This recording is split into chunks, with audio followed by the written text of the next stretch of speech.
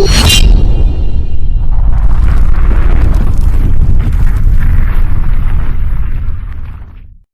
वालेकुम। मैं हूं गुलजार अहमद। आप देख रहे हैं GM authentic reaction YouTube channel. हम आपको अपने चैनल पर दिल के ताक रहने से वेलकम करते हैं। अगर आप देखना चाहते हैं ऑथेंटिक वीडियो हमारे चैनल को जरूर सब्सक्राइब कीजिएगा। उम्मीद करते हैं आप खैरियत से यूनिवर्सिटी मुस्कुराते रहें। चलते हैं आज की वीडियो के। आज की वीडियो का टाइटल है हिंदी में, वैसे मैं टाइटल क्वाड के रिलेटेड है वीडियो। क्वाड जो 4 मुल्कों का ग्रुप है, इंडिया है जिसमें, और जापान है, जर्मनी है, ब्राज़ील। और देख लेते हैं भाई वीडियो में पहले क्या है, फिर देते हैं ऑथेंटिक रिएक्शन।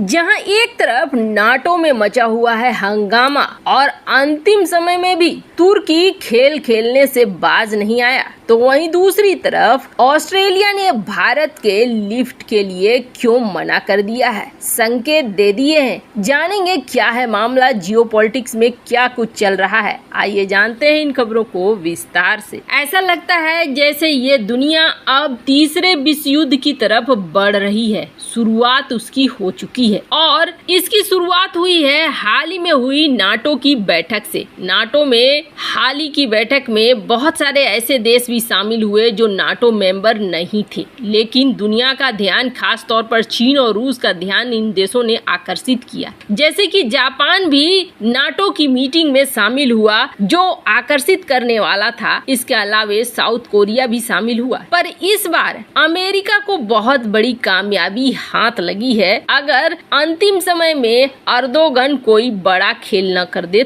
तो। दरअसल अमेरिका हमेशा से नाटो का विस्तार करके रूस के करीब आना चाहता था और ये मौका उसे मिल चुका है। फिनलैंड और स्वीडन ने जो अर्जी दी थी नाटो में शामिल होने की, उसको लेकर अब बड़े फैसले शुरू हो चुके हैं। पहले तो तुर्की आया। तुर्की ने ये कहा कि नहीं, स्वीडन और फिनलैंड को हम शामिल नहीं होने देंगे। आपको बता दें, नाटो देश में ये नियम है कि 30 देश हाँ बोलेंगे तभी नए सदस्य की एंट्री होगी। अगर ये हाँ नहीं बोलेंगे तो फिर नए सदस्य की एंट्री नहीं होगी। और तुर्की ने पहले इसमें अड़ंगा लगा दिया था। कहा यह जा रहा था कि रूस और तुर्की के बीच कुछ डील चल रही है, लेकिन बाद में तुर्की ने हाँ कर दी, जो रूस के लिए एक बहुत बड़ा धोखा तो था ही। पर जब हस्ताक्षर करने का वक्त आया, अभी हाल ही में एक मीटिंग हुई जिसमें औपचारिक तौर पर स्वीडन और फिनलैंड को सदस्य बनाने के लिए प्रोटोकॉल पर हस्ताक्षर किए गए हैं। अब आप सोचेंगे क्या इसी मीटिंग में फिनलैंड और स्वीडन शामिल हो गया नाटो में? तो नहीं, ये आप समझ लीजिए कि पहली सीढ़ी हो गई।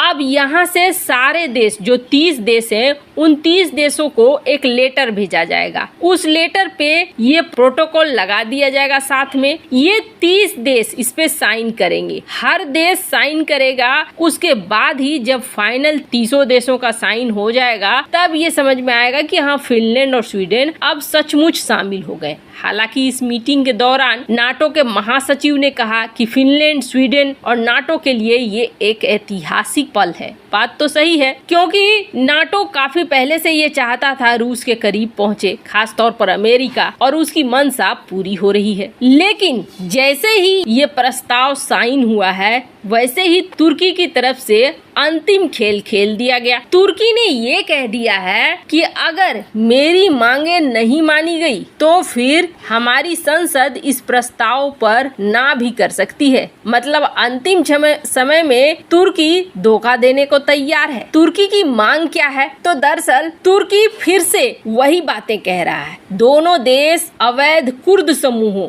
या 2016 में असफल तख्तापलट के आरोपी निर्वासित मौलवी के नेटवर्क से जुड़े आतंकियों को अगर तुर्की को नहीं देता है और इस मांग को पूरा नहीं करता है, तो अभी भी तुर्की इस प्रक्रिया को रोक देगा। अब क्या है ये मामला? दरअसल तुर्की में तख्तापलट की घटना आम होती थी। 2016 से पहले तो बहुत ज्यादा होती थी। अब 2016 में एक असफल कोशिश हुई थी, जिसके बाद कई सारे लोग भाग भाग कर स्वीडन, फिनलैंड ऐसे देशों में जाकर छिप गए। और इन इलाकों में कथित तौर पर कुर्द लड़ाके हैं, जो लड़ाके तुर्की के विद्रोह में काम करते हैं। तुर्की चाहता है कि उन सारे लोगों को हमें दो, हम उनको सजा देंगे। और इसी डील के तहत स्वीडन और फिनलैंड को नाटो में शामिल करने के लिए उसने हाँ कहा है। लेकिन अब अंतिम समय में उसे ऐसा लग रहा है कि पता नहीं फिनलैंड और स्वीडन मुकर तो नहीं जाएंगे एक बार नाटो में एंट्री होने के बाद। ऐसे में तुर्की ये चाह रहा है कि उसकी मांगे पहले पूरी कर दो, तभी हम साइन करेंगे, वरना हमारी संसद इसे ना भी कर सकती है।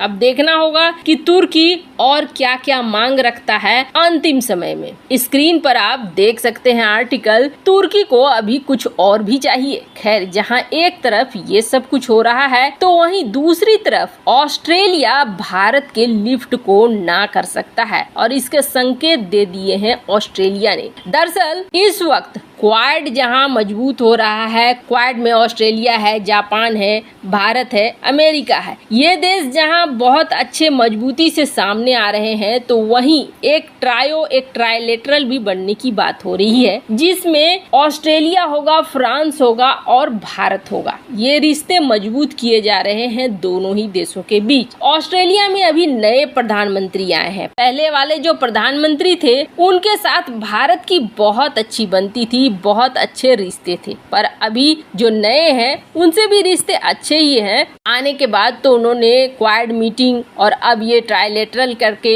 बहुत बड़ी बात कह दी है। पहले तो ये माना जा रहा था कि नए प्रधानमंत्री जो हैं वो चीन के हिमायती होंगे, पर ऐसा निकला नहीं। पर जब डिफेंस को लेकर ऑस्ट्रेलिया और भारत के बीच में बातचीत हो रही थी, तब भारत ने एक ऑफर किया था। दरअसल बात यह है कि ऑस्ट्रेलिया भी अपने रॉयल फोर्स को फिर से मजबूत कर रहा है। बहुत सारे ऐसे विमान हैं जिसको खरीद रहा है। अब इसी के लिए RFI जारी किया था ऑस्ट्रेलिया ने, और इस RFI के तहत उसे 35 फाइटर जेट चाहिए थे। लेकिन इस फाइटर जेट में थोड़ी बात अलग थी। थोड़ी बात ये अलग थी कि ये फाइटर जेट उन्हें चाहिए थे ट्रेनर फाइटर जेट, जो नए पायलट्स को सिखाए कि आखिर क्या होता है helmet mounted display, beyond visual range missile, advance active electronic scanned array radar, और क्या होती है रिफ्यूलिंग, कैसे करते हैं इन फ्लाइट वगैरह वगैरह। तो इसके लिए ऑस्ट्रेलिया को चाहिए 35 फाइटर जेट जो कि ट्रेनर हो। अब यहाँ पर ऑस्ट्रेलिया ने जैसे ही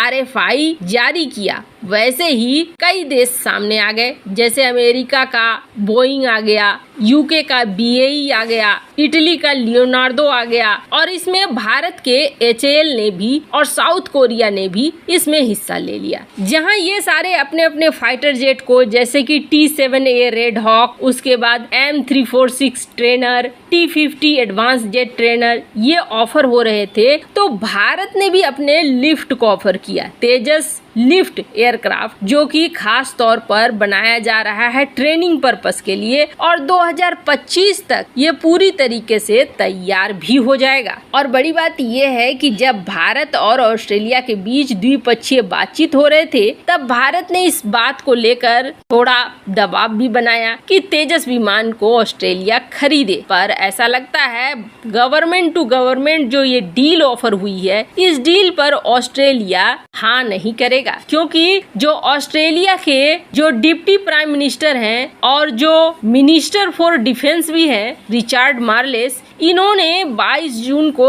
भारत को ये इंडिकेट किया है कि शायद ऑस्ट्रेलिया इस ऑफर पर ज्यादा ध्यान नहीं देगा। वैसे आपको नहीं लगता है कि ये पश्चिमी दुनिया अपने स्वार्थ के लिए भले साथ आना चाहती हो, लेकिन भारत को आगे नहीं बढ़ने देना चाह रही है? भारत अगर ऑस्ट्रेलिया को तेजस बेच देता, ट्रेनर विमान ही सही, तो भारत का पश्चिमी मार्केट में घुसना तय हो जाता। ऑस्ट्रेलिया ये कई कारणों से मना कर सकता है, UK की वजह से भी, US की भी वजह से। वैसे इस मामले में आपकी क्या राय है? कमेंट कर अपनी राय जरूर बताएं। जल्द मिलते हैं अगले वीडियो में नई खबर के साथ। तो जी वीडियो ही खत्म। असल में जो थोड़ा ऐड पर बताया गया था, पहले टर्की और स्वीडन, मैं हालांकि इससे पहले ये बात कर रहा था जब भी स्वीडन और फिनलैंड नाटो में शामिल होंगे, हो जाएंगे, ऑफिशियली तौर पर अनाउंस हो जाएगा, तब से जो मेरे ख्याल में नई जंग का आगाज़ होगा। क्योंकि हालात रशिया बिगड़ जाएंगे, क्योंकि रशिया ये कभी भी नहीं चाहेगा कि नाटो या अमेरिकन जो अफवाज हैं वो उनकी सरहदों के करीब भी हैं, इसलिए उन्होंने अपना यूक्रेन पर भी इसी वजह से हमला किया था। अगर इन दोनों को नाटो में लाते हैं तो फिर अमेरिका की बात तो पूरी हो गई। रुखसार भाई मुझे ये बात नहीं पता कि रशिया को इसको नाटो से क्या, और यार आपको नहीं पता, उनको सिक्योरिटी इश्यूज हैं, वो नहीं चाहता। अब मैं आपको मिसाल देता हूं। तो बात सुने, क्या रशिया नाटो में शामिल नहीं होता? नहीं मेरी बात सुने, कभी भी नहीं भाई उसके को और भी रीजन तो है। आप मुझे सिंपल ये बताएं, आपका घर है, आपके घर की चार दीवारी के साथ अंदर नहीं आते, लेकिन चार दीवारी के साथ अगर कोई बाहर से चोर बैठा हो तो क्या आप उस चोर की इजाजत देंगे कि आप मेरे घर के पास क्यों बैठे हैं? क्या आप उसको इजाजत देंगे? अगर दीवार के पास आ गया, कल को हो सकता है वो अंदर भी घुस आए। मेरी तो बात सुने, हो सकता क्या है वो नाटो उस पे हमला कर सकती है रशिया पर? कर भी सकता है। इतना कमजोर है रशिया। और यार वो भी तो एक कंट्री 30 कंट्री हैं, वो 30 कंट्री एक कंट्री तो नहीं। अब जब ये स्वीडन और फिनलैंड भी शामिल हो जाएंगे वो और 32 हो जाएंगी, और जब उसमें पावर है अपना अमेरिका सुपर पावर, वो भी शामिल है, बड़ी बड़ी पावरफुल कंट्री हैं शामिल है। भाई मुझे इसका ना पता नहीं चला, इसका काम क्या होता है, नाटो फौज का क्या यार? ऐसा मैं बताता हूँ, जब यूएसएसआर था ना, यूएसएसआर की जो पावर को काउंटर करने के लिए इन ममालिक ने ये नाटो बनाया था। ये एक इत्तेहाद है कि एक मुल्क पर भी अगर होगा ना हमला किसी ममालिक इसमें जो शामिल हैं उस पे हमला कोई करता है तो सारे ममालिक उसका साथ देंगे। ये यूएसएसआर को काउंटर करने के लिए, उनको रोकने के लिए, क्योंकि यूएसएसआर उसको बहुत ताकतवर था। ये अमेरिका तो अब बना है ना, अमेरिका तो अब आया पावर में, पहले में यूएसएसआर ही था पावर, सुपर पावर वही था। लेकिन जब जिसको पहले रशिया कहते हैं, कंबाइंड रशिया था, जिससे अब ये सारी रियासतें टूटी हैं, जिसमें ये सारे मुल्क आते हैं, ताजिकिस्तान, तुर्कमेनिस्तान, ये सारे उससे रशिया का इलाका था, यूएसएसआर से काम करते थे। उस वक्त बहुत बड़ा मुल्क था, उसको बहुत बड़ा मुल्क है। उसको काउंटर करने के लिए ये नाटो बनाया गया था, ये अमेरिका ने बनाया था। अमेरिका जब तरक्की की उस जो इनको डर था ना रुखसार, रशिया इतना ताकतवर ना हो जाए। आज भी वो देख रहे, रशिया आज भी ताकतवर है। मैं तो कहता हूँ यूरोप पूरा नाटो में शामिल है, पूरा तकरीबन पूरा ही है। चंद है कि मुल्क हैं जो बड़े जो ममालिक हैं वो सारे नाटो में शामिल हैं, जो नहीं है। और ये बहुत वो बात ठीक है कि ये 13-14 घंटे आर्मी जंग भी लग सकती है। 28 मुल्क जितने भी हैं वो इसमें शामिल ही हैं। मेरी तो बात सुने, ये सच के टाइटल की जो बात है वो आलमी जंग भी लग सकती है। और यार मैं तो जब रशिया को खतरा होगा भाई, वो पहले नंबर पर यूरोप पर हमला करेगा, पूरे यूरोप पर, और यूरोप तबाह होगा तो पूरी दुनिया, मैं कहता हूँ यूरोप की तबाही जो है ना, वो अगर उन्होंने ये काम किया तो मेरे ख्याल में हकीकत हो जाएगी, क्योंकि रशिया बाज नहीं आएगा। रशिया जो कहता है, जो प्यूटन है ना, वो इस तरह का आदमी है, वो उसके हिसाब बहुत तगड़े हैं, वो घबराने वाला मसला नहीं है। रुखसार भाई रशिया में सदारती निजाम है कि यार तू देख ले, आज से पता नहीं 20 साल के कितने साल पहले, तकरीबन शायद मैं सच बोल रहा हूँ, 20 के 22 साल पहले नवाज शरीफ गए थे इसी पीटर को मिलने। जब वो पर्ची देख के पढ़ रहे थे, ऊपर से पढ़ना नहीं आ रहा था, तो आज इमरान खान इतनी देर बाद गए, आप भी वो ही बंदा है। और ये जो प्यूटन है, ये काफी अरसे से ये उनके असल में बड़ी देर से ये इनकी इंटेलिजेंस एजेंसी का बंदा था।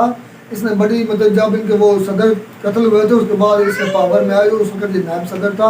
इसने बहुत ज्यादा हुकूमत की जाती है, इस तरह ये लंबी हुकूमत था। ये जो है ना, ये जो उनकी जितनी इंटेलिजेंस एजेंसी है उनका सरबराह भी रहा, और यही वजह है कि ये आज पावर में इसलिए इतना है क्योंकि उसकी इंटेलिजेंस सारा कंट्रोल उसके हाथ में, उसको पता है कौन सा काम अपने आप पर मान भी है ना, उसके पास हर चीज भाई, उसके पास सब कुछ है गुलजार, इसीलिए। और सबसे ज्यादा दुनिया से टक्कर खाने को सबसे ज्यादा और सबसे पावरफुल जो एटमी न्यूक्लियर बॉम्ब है ना, वो रशिया के पास है। टीजार बम सबसे ताकतवर जो है वो रशिया के लिए, सबसे ताकतवर दिफाई निजाम वो रशिया के लिए। इसको ऐसे ना वो धमकी दे रहा है मेरा भाई, इसके पास कुछ है ही तो बोलता है। ये नहीं, अब वो पहले S-400 था, ऑस्ट्रेलिया की बात तो हम देख रहे, S-500 भी वो बना चुके हैं। क्या ऑस्ट्रेलिया भी रुखसार भाई नाटो में शामिल है? नहीं, वो तो एक अलग मुल्क, वो मुल्क नहीं, वो वज़ीर आज़म है, और बड़ा है मुल्क। क्या वो नाटो में शामिल है? उसका मुझे नहीं पता, मुझे अब याद नहीं, हमें पक्का नहीं पता कि वो नाटो में शामिल होगा। और उसके ये है ना कि वार्ड में तो वो शामिल है भाई, अमेरिका, क्वाड में फिलहाल 4 मुल्क ही हैं, उसके बाद अब शामिल हो रहे हैं मुल्क, उसमें भी दिलचस्पी हो है। सकता है हो जाए। तो ये मेरे ख्याल में इसको काउंटर करने के लिए बनाई गई थी नेटो, और रशिया को लगाम डालने के लिए बनाया गया था। और अभी तक जो नहीं डाली जा सकती। नहीं, कुछ हद तक अभी कामयाब भी रहे, तब भी ये यूएसएसआर टूटा था ना।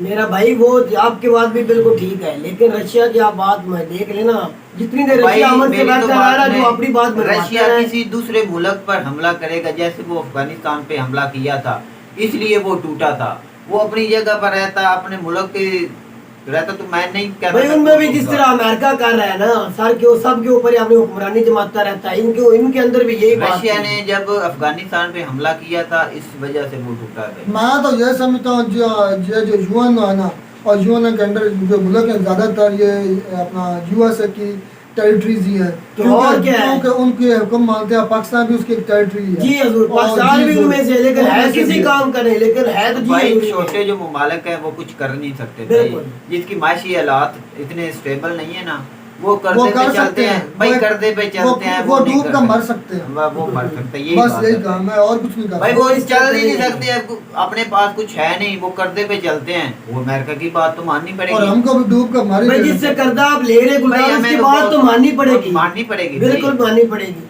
तो मेरे ख्याल में ये एक भाई हम बहुत- एक नौकर रखते हैं, उसको पहले कर्जा देते हैं, वो हमारा फिर वो हर काम करता है, जो हम कहे वो कहते हैं, मानता है। करता असल में- ऐसी बात है। असल अमेरिका में ने बात हमें अपना ये नौकर बना स्वीडन और फिनलैंड के नेटो में शामिल होने से बहुत ज्यादा खतरात बढ़ सकते हैं। ये इतना जल्दी जो नहीं खास- शामिल होगा। ये जो जंग है ये पूरी दुनिया पर भी फैल सकती है, ये असरात आने वाले भाई मैं तो और तुषार भाई ये बात करता हूँ, पूरे वर्ल्ड में ना क्या काम खराब है भाई, ऐसे को हर और ये मुल्क सबको एक नजर दूसरे आ रहा है। को- हालात जिस तरह जा रहे हैं ना, ये सब पूरे वर्ल्ड में अमन नहीं है भाई, मैं तो ये मानता ये हूँ। हम सबको नजर आ रहा है कि ये हालात बहुत बुरे और बदतरीन होते जा रहे हैं आस्ता आस्ता, और ये दुनिया के खतरे और ये दुनिया का बहुत बड़ा खतरा है, और बहुत ये ऐसा परेशान की तरफ नहीं जा होना रहे हैं। चाहिए इंसान हर को। मुल्क दूसरे को कहता है कि मैं उसको इस पे हैवी हूँ, इसका चौधरी बनूं। बस यही यही बात लगा है। और तो यही उम्मीद बात करते है। हैं कि हमारी वीडियो अच्छी लगी, वीडियो अच्छी हमारे चैनल को जरूर सब्सक्राइब कीजिए। मिलता है नए वीडियो में नए टॉपिक के साथ, तब तक दीजिए इजाजत। अल्लाह हाफ़िज़।